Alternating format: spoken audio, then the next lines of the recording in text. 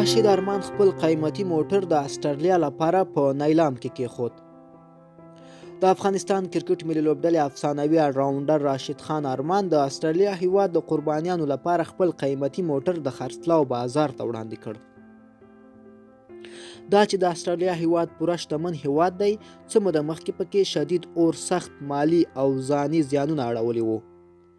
د کرکټ د نړۍ پخوانی ستوری د دې هیواد لپاره یوه خیریه سیالۍ هم ترسره کوي چې پکې د نړۍ غټ نومونه شین وارن، برین لارا، ریکی پوټینګ او ورته نور مشهور لوبغاړي شامل دي.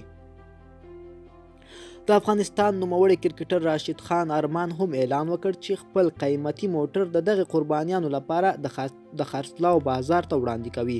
د دغه موټر بیه 4.5 امریکایي ډالر ښودل شوې ده، خو د خرڅلاو لپاره نهایي بیه 9,100 امریکایي ډالر ایښې ده.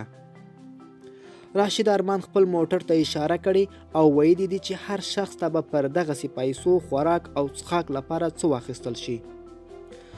د اسټرلیا کرکټ بورډ له راشید خان ارمان څخه نړۍ مننه وکړه چې په دغه پروسه کې یې ګډون وکړ.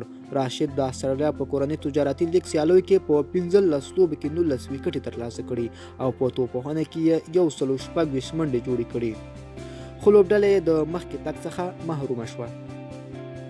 دا و زموږ راپور. د لا ښکلو راپورونو لپاره افغان ټي وي چینل در سره سبسکرایب کړئ.